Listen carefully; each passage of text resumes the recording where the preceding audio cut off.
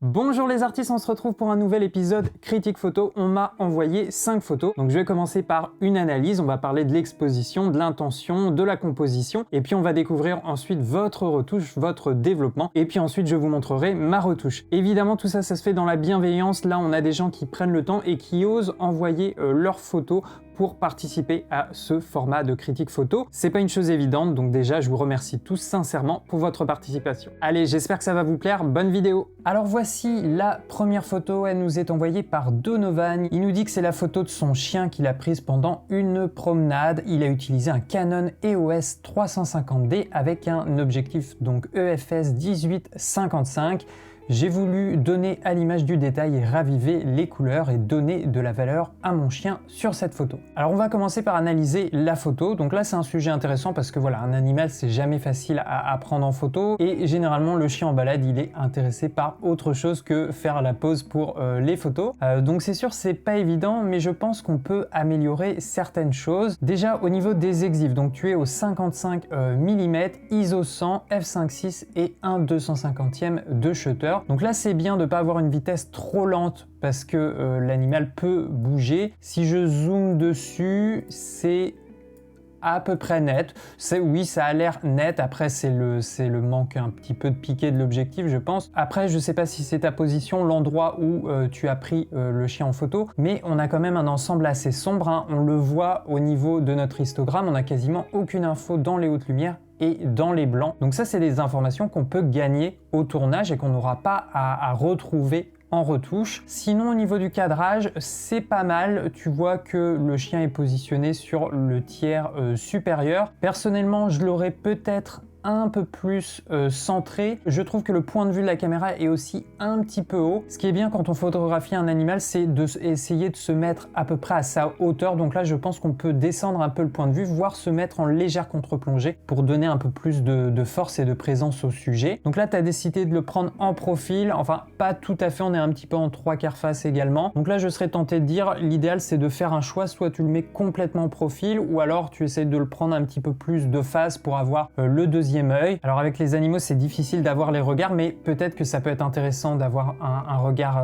plus ou moins proche de la caméra. Sinon la photo est bien, par contre c'est dommage au niveau de l'arrière-plan. Là ça vient casser la profondeur, ça manque de relief, de dimension. On a peut-être envie soit d'avoir plus de contexte ou alors d'avoir justement un flou d'arrière-plan pour bien faire ressortir l'animal. Alors voilà la retouche qu'il a faite. Donc là effectivement, comme il a dit, il a bien fait ressortir le chien, il a énormément travaillé le contraste, les noirs, il y a aussi beaucoup de saturation ou de vibrance. Il y a peut-être un vignettage également, on voit que là c'est un peu plus sombre, par ici aussi. Donc là c'est sûr que l'effet fonctionne, le chien ressort énormément par rapport au RAW, peut-être un tout petit peu trop à mon goût, même si là c'est pas extrêmement choquant, mais quand on le compare au RAW d'origine, même si le RAW était un petit peu sombre, on a quand même quelque chose de très intense, de très marqué. Après ça peut marcher, ça me dérange pas trop. Donc on voit qu'il a essayé d'effacer un petit peu la corde certainement sur Photoshop, la laisse, pourquoi pas. Il faudrait essayer de soigner justement le montage jusqu'au bout, d'essayer d'enlever ce petit bout, même si je sais que c'est pas évident. Mais voilà, à part ça, ça fonctionne. Alors moi ce que j'ai fait,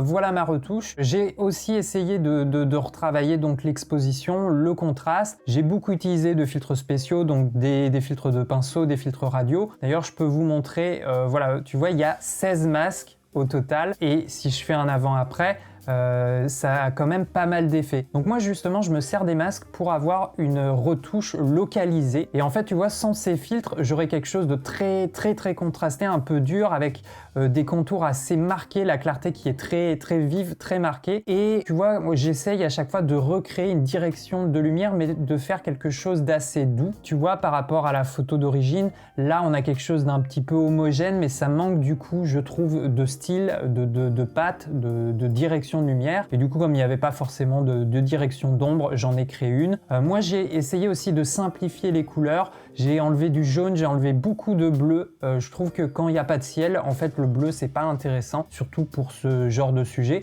et finalement j'ai conservé que le orange, un petit peu les couleurs de la langue et tu vois pareil au niveau de l'œil j'ai enlevé pas mal du bleu et je trouve que ça simplifie quand même pas mal la photo. Je suis passé en 4:5 et j'ai pas mal recadré pour essayer de recentrer un petit peu le regard, et puis le format 4:5 c'est pour Instagram. Donc voilà Donovan, merci beaucoup pour ta participation. On n'avait pas encore eu je crois de photos de chiens, donc c'est super. Merci à toi et continue comme ça. Alors on passe à la deuxième photo, elle nous est envoyée par Arnaud. Donc il nous dit que c'est une photo qui a été prise une belle journée d'hiver à Tampa. Il nous dit qu'il s'est rendu compte lors de l'édition de cette vilaine tache à gauche de l'avant-bras du modèle. Je l'ai ensuite prise pour une saleté de capteur, mais elle ne figure sur aucune autre photo du même jour, même optique. La poussière a peut-être bougé. Je pense effectivement que la poussière a bougé. Ça, c'est vraiment une tache typique, reconnaissable d'une tache, d'une poussière sur le capteur. Et puis ça dépend aussi du fond. Généralement, les taches de capteur, on les voit particulièrement bien sur des ciels assez clairs. Donc ça peut être aussi lié à ça. Donc pour cette photo, il a utilisé un Nikon D500 et il l'a prise au 10-20 mm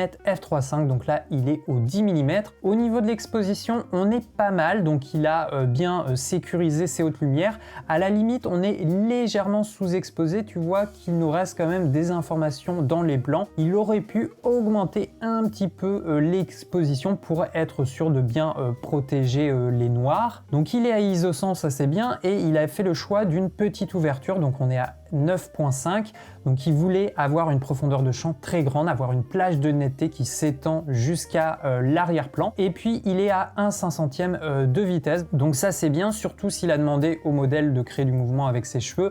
Pour bien le figer, il faut avoir une vitesse plutôt rapide. Alors au niveau du choix de la profondeur de champ, je sais pas trop s'il y a beaucoup d'intérêt à laisser l'arrière-plan aussi net. Évidemment, je pense qu'il a voulu jouer au niveau de la composition sur le ciel. Tu vois que la ligne des cheveux s'arrête un petit peu au niveau du mouvement des nuages. Donc ça, c'est très intéressant. J'aime beaucoup cette perspective, surtout avec la posture du modèle. On a quelque chose qui est très visuel, qui interpelle, et on a des lignes naturelles. Donc ça, c'est top. J'aime beaucoup aussi le choix du point de vue de la caméra, donc là il est en contre-plongée assez marqué, certainement aussi de manière à ce que le modèle soit quasiment en intégralité en superposition avec le ciel. Donc ça c'est bien, c'est différent, c'est original on va dire. Alors après il y a juste le regard du modèle, donc là elle regarde un petit peu sur le côté, on n'est pas totalement de profil, donc je sais pas, pour moi on est peut-être dans un entre-deux, soit on a envie vraiment de découvrir un petit peu son visage, donc on vient chercher un profil quand même plus marqué, plus évident, soit on la laisse complètement de dos comme là, mais du coup on orienterait peut-être encore plus la tête de dos de manière à ce qu'elle regarde bien l'arrière-plan. Alors après par rapport à la composition, bon c'est aussi dû du coup au mouvement des nuages, mais on a énormément de vide à gauche, peut-être un peu trop, mais en même temps je trouve que ça se prête bien avec la photo et surtout la composition qu'il a voulu chercher. On a vraiment l'impression que quelqu'un a passé un coup de pinceau et qu'il a effacé certains nuages. Et puis je trouve finalement que la confrontation du ciel bleu avec la partie un petit peu plus nuageuse, ça vient vraiment concentrer et attirer le regard sur le sujet. Donc ça c'est vraiment top. Alors voici la retouche qu'il a faite. Donc il n'a pas recadré la photo, il a vraiment laissé la composition telle quelle. Il n'a pas retouché à la tâche de capteur. Donc peut-être que sur ton logiciel tu ne disposes pas d'options pour l'enlever, c'est pas grave, mais si tu as Photoshop ou Lightroom, tu peux vraiment la supprimer très facilement. Par exemple là sur Lightroom, on utilise voilà l'outil de suppression des défauts, on augmente un peu la zone et on a juste à cliquer et il nous sélectionne une zone propre juste à côté. Donc ça peut se faire vraiment très facilement. Donc là principalement ce qu'il a fait, donc il a augmenté évidemment l'exposition, le blanc, donc ça c'est bien, on a une image avec des couleurs plus vives. Donc il y a eu beaucoup de saturation également ou de vibrance et beaucoup de contraste en plus. Peut-être un chouïa trop. Pareil pour la couleur bleue, autant le rouge, le vert, ça me choque pas trop, mais là je trouve que le bleu est quand même très marqué. Et en fait dans la partie supérieure, comme il est aussi un peu plus sombre, j'ai l'impression qu'on a aussi un peu de magenta, ça tend légèrement sur le violet. En tout cas moi c'est une teinte qui attire un petit peu mon regard, mais autrement on a quelque chose d'assez bien équilibré. Je suis content, il n'a pas trop fait de vignettage, donc ça c'est top. Ça aurait pu casser aussi la photo. Donc non, retouche assez intéressante, d'autant plus que la photo d'origine était un petit peu sombre. Donc là il a vraiment fait un petit travail de développement pour avoir une bonne exposition, du contraste et un bon niveau de saturation, donc ça c'est top. Alors voilà ma retouche. Donc moi j'ai fait le choix du recadrage. Déjà je suis passé en 4:5 et tu vois que j'ai recentré un peu plus le sujet, de manière également à donner légèrement plus d'espace sur la droite, parce qu'au final c'est dans cette direction que regarde le modèle, donc c'est un peu plus naturel et normal de laisser de l'espace de ce côté-là du regard. Après il y a eu un petit travail sur les couleurs, j'ai fait tendre le bleu légèrement plus vers le cyan, j'ai essayé justement de calmer les teintes de violet, un peu de magenta qui apparaissaient. J'ai descendu un petit peu mes jaunes et j'ai utilisé aussi quelques filtres radio. Donc tu vois, ça c'est avant-après. Tu vois que la direction de lumière, le soleil vient de droite, d'ailleurs c'est justifié par l'ombre qu'on voit là, mais là au niveau des nuages, on a une zone claire qui attire un petit peu trop le regard, et du coup je trouvais que c'était légèrement trop sombre du côté du soleil. Donc moi j'ai tout simplement fait l'inverse, j'ai essayé de rebalancer correctement l'image. Donc j'ai rajouté justement un peu d'exposition, un peu de voile, descendu un peu la clarté de ce côté-là, et j'ai calmé ce côté-là de manière à ce que le regard soit vraiment attiré sur le sujet. Donc voilà pour cette photo, bravo à toi Arnaud. On est sur une photo qui est quand même assez simple, mais au final il a bien travaillé sa composition, le point de vue de la caméra et puis la position, l'action du modèle, et je trouve que c'est ça qui fait la différence sur cette photo, donc ça c'est bien vu. Bravo à toi et bon courage pour les prochains shootings. Alors on passe sur la troisième photo, elle nous est envoyée par Tico97237. C'est une photo qu'il a prise à l'île aux Papillons à Noirmoutier en Lille. J'ai volontairement sous-exposé pour avoir une ambiance tamisée et créer, je pense, quelque chose de féerique. J'ai pris assez vite la photo car ma femme se faisait attaquer par une horde de papillons sadiques. J'ai recadré en post-prod et j'ai réalisé ce que j'ai vu dans ma tête en prenant la photo. J'utilise Affinity Photo. Alors effectivement, la photo est un petit peu sombre. On voit d'après l'histogramme qu'il n'y a quasiment pas de haute lumière et de blanc. C'est un choix, même si je pense que c'est toujours bien de commencer par une bonne exposition. Et de toute façon, une fois que tu as des informations un peu partout dans ton histogramme, quoi qu'il arrive, avec ton fichier RAW, sur ton logiciel de retouche, tu peux recréer une ambiance beaucoup plus sombre, mais c'est important de bien exposer la photo, d'autant plus que là, il n'y avait peut-être pas forcément de haute lumière très marquée.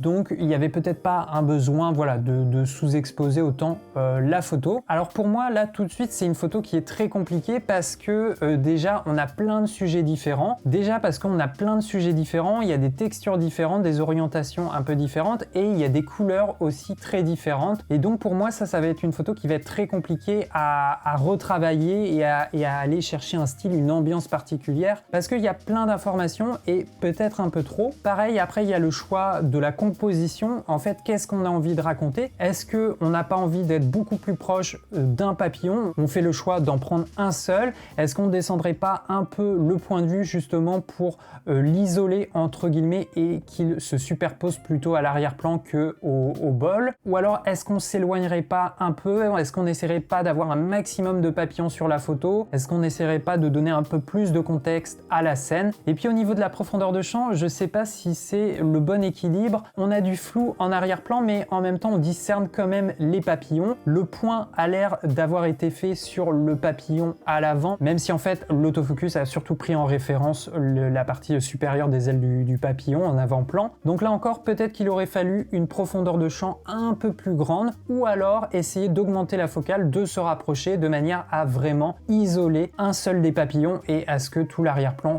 baigne dans une petite profondeur de champ, dans un flou d'arrière-plan. Alors au niveau de la retouche, là ça va être compliqué parce qu'il m'a envoyé vraiment une photo qui est très compressée. Elle pèse je crois 26 kilo-octets, donc évidemment tout est un peu flou. Bon, tout de suite on voit qu'il a vraiment recréé un effet, donc avec Affinity Photo. Donc là il est parti sur une ambiance fantastique avec beaucoup d'effets. Donc pourquoi pas, hein, c'est toujours un choix. Après il faut l'assumer jusqu'au bout. Moi ça me dérange pas les effets comme ça. Parfois ça m'arrive aussi de partir sur des choses quand même assez marquées comme ça. Mais l'idéal je pense ça serait d'avoir cet effet quasiment au tournage. Alors évidemment on peut pas avoir cet effet féerique, toutes ces brillances, mais je pense qu'en fonction du choix de la composition, de la hauteur de la caméra, et s'il y avait un rayon de lumière qui arrive sur les papillons, hein, légèrement en contre, tout de suite ça aurait renforcé, peut-être crédibilisé cet univers fantastique. En tout cas c'est bien de tenter des choses comme ça. Alors moi sur ma retouche, hein, j'ai fait vraiment très simple. Ça c'est le RAW d'origine, donc j'ai légèrement recadré un petit peu la photo,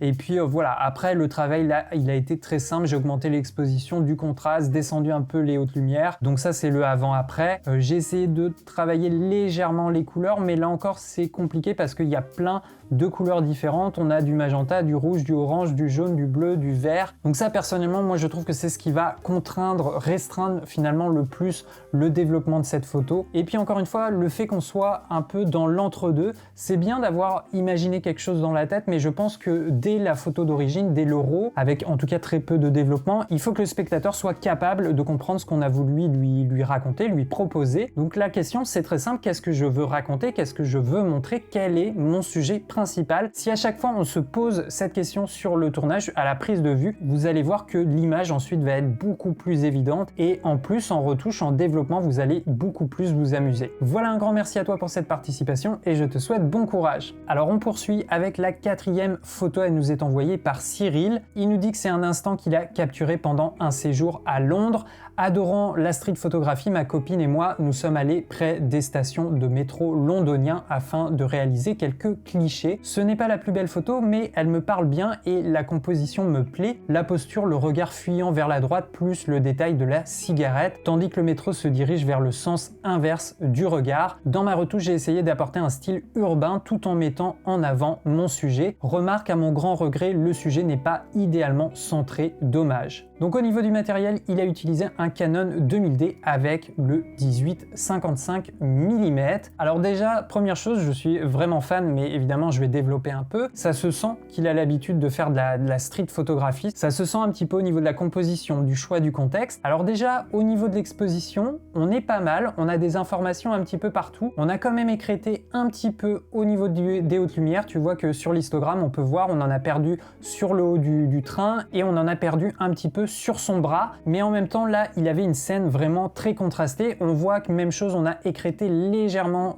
dans les parties les plus sombres de sa robe, donc ça à la limite c'est pas grave parce que au final les parties les plus importantes elles sont bien exposées, il n'y a pas de surexposition sur son visage ni de sous-exposition, donc ça c'est bien. Et puis en fait je pense que par rapport aux capacités de son boîtier, il a bien équilibré son histogramme, bien équilibré son exposition. Il est au 46 mm, ISO 100, f5 en ouverture et à 1/125e de seconde au niveau de la vitesse. Donc tout ça c'est bien, hein. Il a une vitesse quand même suffisamment rapide pour prendre une photo assez nette à main levée, et il a f5 au 46 mm, donc on a une profondeur de champ qui est quand même assez grande, et je pense que pour ce genre de photo, surtout si lui ce qu'il aime bien c'est la street photo, c'est important de ne pas avoir trop de flou en arrière-plan pour donner du contexte à cette photo. Donc voilà, rien à dire au niveau de l'exposition, ça fonctionne bien. Maintenant au niveau de la composition, encore une fois j'aime beaucoup, je suis très fan du fait qu'il ait placé le sujet sur le tiers inférieur. Ça encore c'est pas toujours évident à faire, il faut oser le faire, et là je trouve que ça fonctionne très bien. Évidemment la posture de dos du sujet avec le regard fuyant sur la droite, ça encore c'est très fort, c'est très impactant, ça fonctionne bien. J'aime bien aussi effectivement qu'il y ait le tramway qui arrive en sens inverse, même si au final on n'est pas sûr de connaître vraiment la direction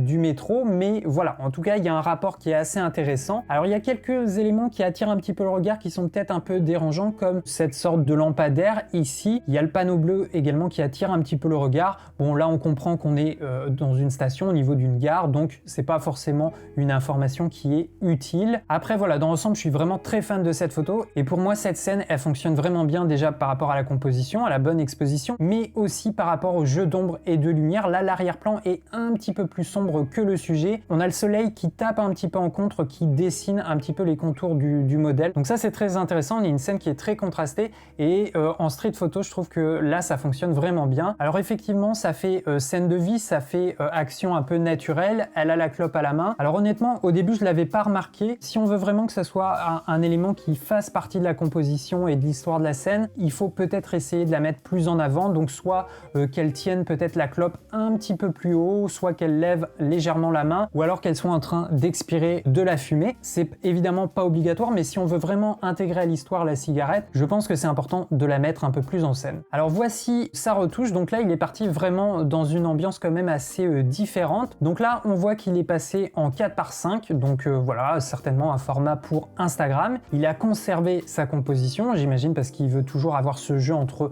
le métro au-dessus et le modèle. Donc là, il est parti vraiment dans un style vintage très marqué. Tu vois qu'il a augmenté le point noir. On n'a plus du tout d'informations dans nos noirs et très peu dans les ombres. Donc pourquoi pas, hein, c'est un choix, c'est un style. Après, là, c'est quand même très marqué. J'aurais essayé de conserver un petit peu des ombres, tu vois, peut-être en descendant un petit peu l'exposition et les ombres. Pour essayer quand même de garder une ambiance entre guillemets un petit peu naturelle. Après, j'aime bien la teinte un peu marron, un peu désaturée qui est présente sur toute l'image. Ça, c'est intéressant, mais je trouve du coup que là, tu as vraiment poussé le point noir un petit peu vers le haut, ce qui est dommage parce que tu perds vraiment beaucoup de contraste et beaucoup d'informations dans le téton sombre. Mais après, tu as assumé ta retouche jusqu'au bout, donc ça, c'est plutôt bien. Alors voilà ma retouche. Je vous remonte la photo d'origine et voici ma retouche. Alors j'ai fait pas mal de choses, mais je suis assez content du résultat. Alors moi, j'ai fait la même chose, je suis passé en 4:5, mais j'ai recadré quand même plutôt vers le bas, quitte à couper un peu du métro. Pour moi, c'est moins important. Il faut quand même que je garde la présence de mon sujet sur le tiers inférieur de mon image. Ensuite, j'ai pas mal désaturé mon image. Tu vois que j'ai descendu le bleu primaire. Généralement, quand tu veux atténuer les couleurs les plus saturées, tu descends le bleu primaire et ça fonctionne bien. Et puis, tu vois que j'ai beaucoup utilisé le color grading.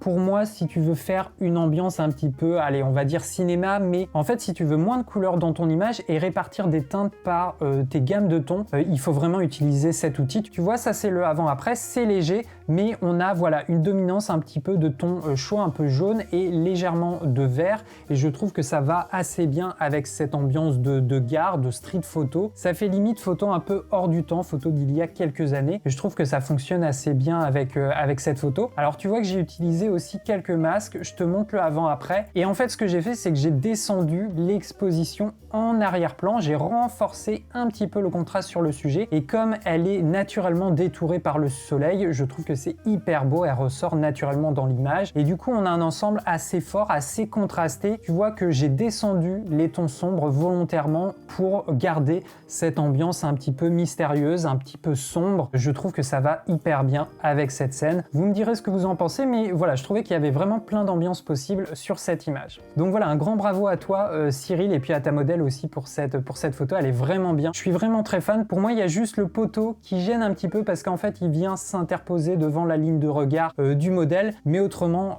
j'aime vraiment beaucoup cette image. Encore une fois, bravo à toi. Alors on attaque la dernière photo, elle nous est envoyée par Ismaël. Donc pour le contexte, il nous dit: j'habite à Mayotte et je me rendais à la plage où j'ai croisé mon cousin. Ayant mon boîtier en main, Sony A7 III plus 35 mm f1.8, je lui ai alors demandé de se poster sur le haut des rochers avec cette feuille de bananier trouvée plutôt sur le sable. La lumière était douce car le soleil commençait à se coucher. Alors je suis très fan de cette photo, il y a plein d'éléments qui sont très intéressants. Déjà au niveau de l'exposition, je pense que tu aurais pu exposer légèrement plus haut. Tu vois qu'il n'y a pas du tout de blanc dans ton image. En même temps, c'est la fin du coucher de soleil, on arrive sur le début de la soirée, t'as pas voulu augmenter trop tes ISO, donc je peux comprendre le choix des paramètres d'exposition. Le sujet est bien net, le point est au bon endroit, donc ça c'est top. J'aime beaucoup la composition, tu l'as placé sur le tiers supérieur au droit de ton image, donc ça c'est top. Alors attention à l'horizon, il penche légèrement sur le côté. J'aime bien le fait que tu sois légèrement en contre-plongée, ça donne un peu plus de prestance, un peu plus de grandeur au sujet et au rocher du fond. Limite, je pense que tu aurais même pu te mettre encore plus bas, descendre le point de vue de la caméra pour avoir une contre-plongée plus marquée, de manière à ce que quasiment tout le rocher se superpose au ciel et à ce que le modèle soit encore plus haut dans le ciel. Ça aurait été vraiment très impactant et ça aurait renforcé, je pense, la position du modèle. J'aime bien aussi le rapport de force entre les rochers à droite un peu sombre et la partie de la mer et de l'horizon sur la partie gauche. Par contre, je trouve que c'est dommage d'avoir les petits branchages qui apparaissent en haut de l'image. Ça apporte pas forcément grand chose à la photo. Alors je sais que parfois c'est pas évident de s'en débarrasser, surtout en focale fixe, mais il faut tester des angles de vue différents, peut-être se rapprocher un peu, ou alors se reculer pour intégrer un peu plus la partie des arbres, mais disons que là ça apporte pas grand chose à l'image. Et puis sinon, j'aime beaucoup la position composition du modèle, ça ressort vraiment bien par rapport au ciel. Alors l'histoire du bananier, ça peut être intéressant, mais c'est vrai que là, il est quand même très loin. Je sais pas si ça apporte beaucoup à l'histoire de la scène, ou alors il faut le prendre en main, lui donner une autre position, peut-être le superposer au ciel, mais disons que là, en tout cas c'est mon avis personnel, ça apporte pas beaucoup de choses supplémentaires à l'histoire. Donc voilà la retouche qu'il a faite. Donc là il est passé, je pense, en 4:5, voilà, donc pour certainement un format Instagram. Donc c'est bien, il a réajusté l'horizon, ça c'est top. Alors du coup, il a gardé la partie supérieure des arbres. À la limite, si on voulait garder cette composition, moi je serais allé sur Photoshop et avec un petit tampon de duplication, j'aurais effacé la partie supérieure. Sinon, il a un effet de retouche assez marqué. On voit qu'il a levé un petit peu le point noir. Et puis on a des blancs très éclatés, alors pas cramés, mais on a vraiment nos tons clairs qui ont été poussés vers le blanc. Alors pourquoi pas, parce que de toute façon on avait un ciel un peu lumineux, un peu dégagé, un petit peu désaturé, donc on peut partir sur une ambiance comme ça. On a vraiment un contraste intéressant entre la partie sombre, le sujet, et voilà ce ciel qui est vraiment très blanc, très lumineux. L'effet peut-être un peu trop marqué, un peu trop surnaturel, mais encore une fois j'ai vraiment l'impression que tu es allé au bout de ton idée et que tu as assumé ta retouche jusqu'au bout, donc pour moi ça c'est l'essentiel. Alors voilà ce que j'ai fait moi au niveau de la retouche. Ça c'est le RAW d'origine et ça c'est ma retouche. Donc comme lui, je suis passé en 4:5. Par contre, moi j'ai fait vraiment le choix de placer le sujet sur le tiers supérieur droit, voire même un peu plus au-dessus, de manière déjà à se débarrasser des branchages qui arrivaient dans le coin supérieur droit de l'image. Et puis je trouve que le rapport est plus intéressant et que quoi qu'il arrive, la ligne des rochers nous amène naturellement sur le sujet. D'ailleurs, l'horizon et la ligne des nuages nous amènent également vers le modèle. Donc la composition est vraiment bien. Et puis je trouve comme ça, on a vraiment un rapport dans la diagonale. On a la partie des rochers, la partie du ciel. On a quelque chose d'assez bien équilibré. Alors moi, j'ai fait le choix de garder beaucoup d'ombre sur cette partie, on va dire, terrestre. Et j'ai fait ressortir un peu plus la partie du ciel. En fait, j'ai utilisé pas mal de masques. Tu vois qu'il y a énormément de masques. Si je te montre le avant-après, tu vois, moi, c'est avec les masques, c'est avec la retouche localisée. En tout cas, je trouve que sur Lightroom, c'est avec ces paramètres qu'on va pouvoir vraiment venir travailler en profondeur son contraste et ses dégradés. Donc tu vois le avant-après, et puis en fait j'ai beaucoup réchauffé les tons clairs et les blancs pour essayer de remonter un petit peu le temps et retrouver cette impression de coucher de soleil. Donc voilà pour la 5e et dernière photo de cet épisode. Un grand bravo à toi Ismaël, elle est vraiment top, c'est une belle mise en scène, une très belle composition. Continue comme ça, c'est vraiment bien. Voilà les amis pour ce 12e épisode, j'espère que ça vous a plu, que ça vous a intéressé. Personnellement, j'ai trouvé ça vraiment agréable d'analyser ces photos. On avait des thèmes, des sujets, des cadres, des compositions un peu différents et c'est toujours un vrai plaisir de découvrir vos créations. Donc un grand merci à tous les participants. N'hésitez pas à venir donner votre avis dans les commentaires, hein. C'est aussi ça l'objectif, qu'on puisse tous s'entraider pour s'améliorer et progresser. Voilà, c'était Benjamin avec Derrière la caméra. On se dit à la prochaine. Ciao les artistes!